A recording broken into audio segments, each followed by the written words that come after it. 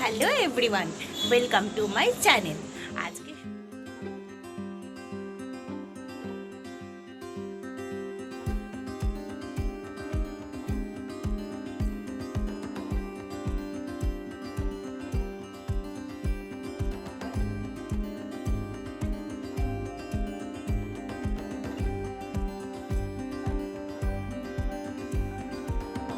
বন্ধুরা, ব্রেকফাস্ট তো already done.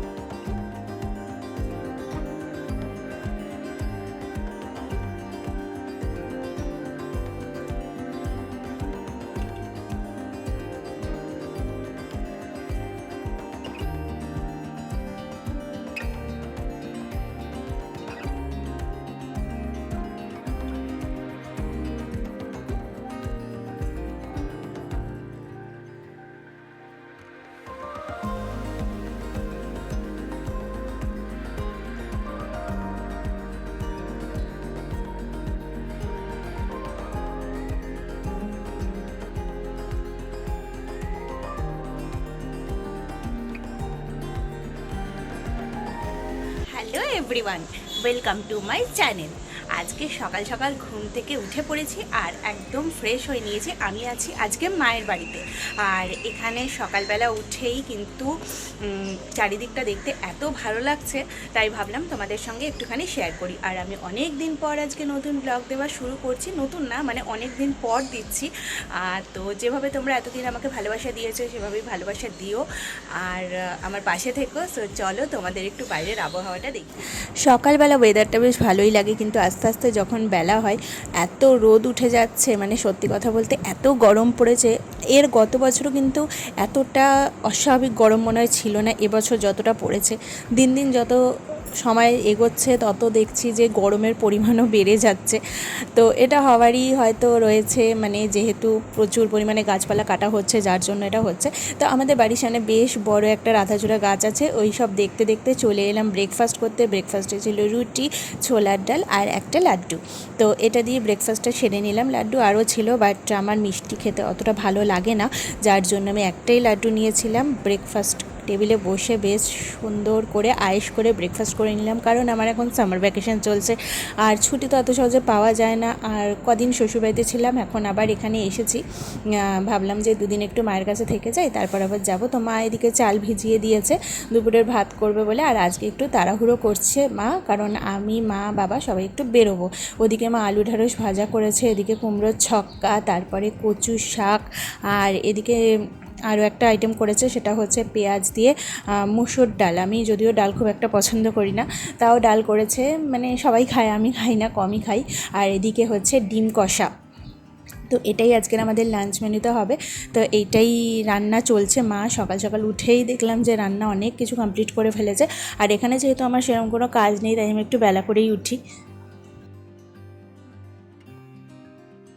রান্নাটা দেখেই ভীষণ টেস্টি মনে হচ্ছে। আমি প্রথমে ভেবেছিলাম একটু কষা কষা করতে বলবো, তারপর ভাবলাম যে পরিমাণে গরম পড়েছে তো ডিম কষা থেকে ডিমের ঝোল খাওয়াটাই বেটার।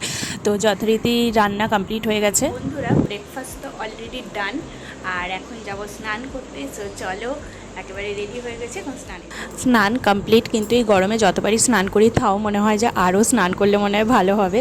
তো এই যে দেখো, টুকটাক জামা কাপড় কাচা হয়েছে, তো সেগুলো অলরেডি মেলে দিয়েছি। আর মাও কিছু কাছাকাছি করেছে সকালবেলা, সেগুলোও মেলা রয়েছে।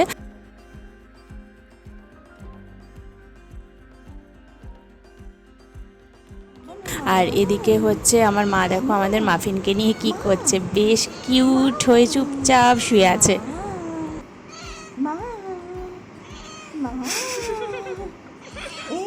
আমি যেহেতু এই বাড়িতে রয়েছি, তাই বর আমার শ্বশুরবাড়িতে দেখো কত সুন্দর করে লোকনাথ বাবাকে সাজিয়ে পুজো করেছে, আর আমাকে আবার ভিডিও তুলেও পাঠিয়েছে। ও যতটা খুব সুন্দর করে সাজিয়েই পুজো করে। আমার সেইটা নিয়ে খুব চিন্তা থাকে না যে আমি এখানে থাকলে পুজো কিভাবে কি হবে। আর এদিকে কিন্তু মাও সুন্দর করে বেশ ঠাকুরকে সাজিয়ে পুজো দিচ্ছে, তো সেটাও তোমাদের সঙ্গে শেয়ার করলাম। তো এই অকেশানগুলো হলে বেশ সাজিয়ে গুছিয়ে ঠাকুরকে পুজো দেওয়া হয়, সেটা ভালো লাগে।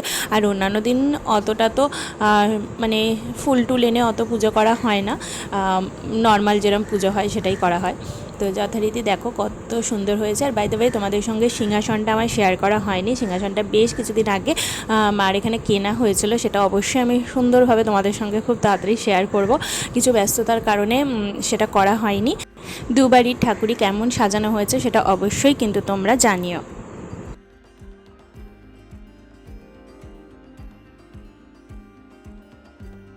পুজো কমপ্লিট হওয়ার পর লাঞ্চের টাইম হয়ে গেছে। লাঞ্চে দেখো এদিকে ছিল আলু পটল চিংড়ি দিয়ে, সেটা আগে শেয়ার করা হয়নি। আর এদিকে তো কচুর শাক, তারপরে ডিম, এগুলো তো সবই তোমাদের সঙ্গে আমি আগেই শেয়ার করেছি। তো খাওয়া দাওয়া করে একটু রেস্ট করে নিয়েছিলাম, আর এখন আমি ফেস ওয়াশ দিয়ে একটু মুখটা ক্লিন করে নিচ্ছি, কারণ এত পরিমাণে গরম, বারবার ফেস ওয়াশ দিয়ে মুখটা ক্লিন না করলে হচ্ছে না। তো এখন একটা জায়গায় যাব, সেটা অবশ্যই তোমাদের সঙ্গে শেয়ার করবো যে আমি কোথায় যাচ্ছি। আর আমি ভীষণ পরিমাণে এক্সাইটেড। এখানে আমি একটুখানি সাজুগুজু করে নিচ্ছি, কিন্তু গরমে সাজতে ভালোও লাগে না, আর আমি সাজিও খুব কম। তো আপাতত একটা লিপস্টিক পরে নিয়েছি, সেটা ল্যাকমির ছিল। আর এদিকে একটা টিপ পরে নিলাম, ব্যাস এটাই আমার সাজগোজ। তো আপাতত লিফটে উঠবো, তো লিফট চলে এসেছে। তো চলো এখন লিফটে ওঠা যাক।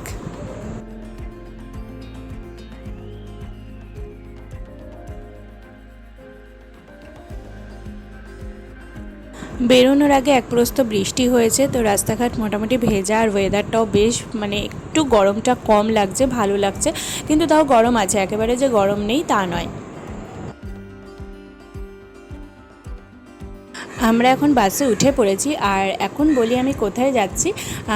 সেটা হচ্ছে বাগবাজারে যাচ্ছি আমরা। এখানে আমি আর মা বসেছি, আর ওইদিকে জেন্টস সিটে হচ্ছে আমার বাবাও বসে আছে। তো তিনজনে মিলেই যাচ্ছি। আর বাগবাজারে যাচ্ছিও একটা কারণে, সেটা অবশ্যই তোমরা দেখতে পাবে। আমি বললাম যে ভীষণ এক্সাইটেড আমি।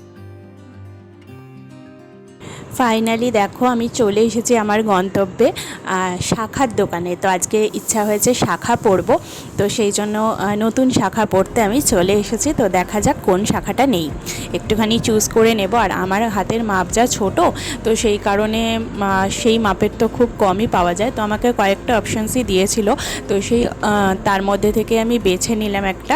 কিন্তু আমি চেয়েছিলাম একটু হালকা ডিজাইনের মধ্যে, বাট আমার ডিজাইনটা একটু বেশি হয়ে গেছে, কারণ কাজ করতে গেলে কি বলো তো প্রচুর নোংরা হয়ে যায়। আর এদিকে আমার সঙ্গে সঙ্গে আমার মাও একটু শাখা পরে নিল।